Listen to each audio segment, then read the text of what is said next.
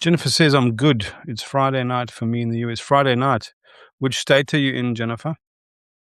Gary's joined for a hang. Good to have you here, Gary. Yeah, I'm just summarizing the work that I've been pushing out. There's so much work coming out. So a few things. I'm working on, hey man, which is a collection of the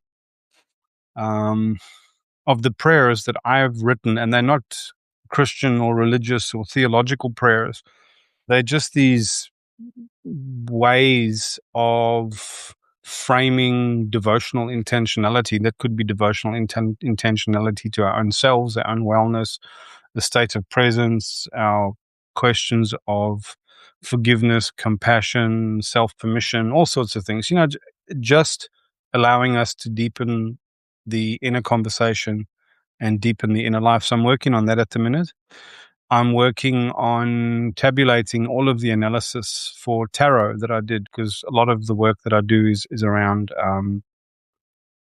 upgrading our archetypal language, and tarot is an excellent medium for that. Jennifer's in Tennessee. And remind me again, where you live in, Gary?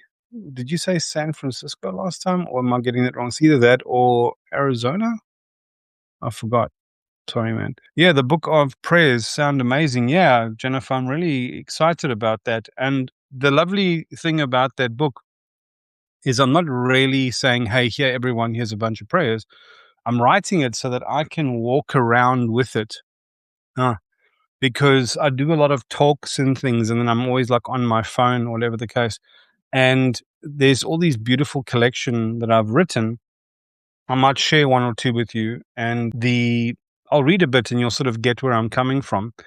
It's not obviously about religious prayer. It's just this way that we can start holding and normalizing the holding of our inner conversation and deepening our inner life. And I think if I give a critique on what's wrong with modern society, one of the simplest problem statements is we're uninitiated.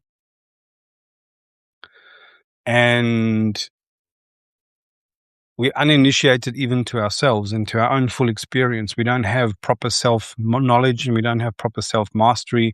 And with that state of ignorance, we go out in the world projecting all of our dramas and fears and ignorances out on the world, while not being in proper relationship with each other, or with our ecosystem, or with our environments, or with the ancestors, or with the people that will open their eyes to the world maybe 10 or 100 years from now, or generations from now. Washington State, I'll try and remember that, Gary. Jennifer says, I just found a book of wisdom I wrote when I was 12, and I realized that I wrote my programming language that stayed with me all these years. Isn't it fascinating? When we're young, we're so much closer to our internal language and our inner conversation, and we're not as worldly wise, or we haven't had as many experiences as life grants us and gives us later, but we have a pretty good understanding of who we are at that age. It's so strange, and we kind of have to forget it and lose it in order to have those deep and those rich experiences. Such a strange thing. I might read a little bit about this. It says, this work is about prayer. I wrote this book very much for myself, but I fully intended it to be for everyone. And I wanted it to be effortless, uncomplicated, unambiguous, and simple. And when we think of prayer, an enduring source of complication and confusion for us comes from the learned confusion around God, religion, and faith. When we think of prayer, an enduring source of complication comes from a learned confusion around God, religion, and faith. It is a simple truth that we all have an inner conversation, and we all have an inner life, whether we are aware of it or not.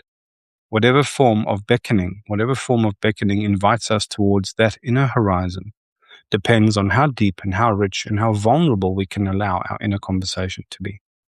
And the intention of this work is to illuminate something about that inner landscape through the prayers and meditations catalogued here, provide necessary access points to the sanctuary and wellspring of renewal waiting within us.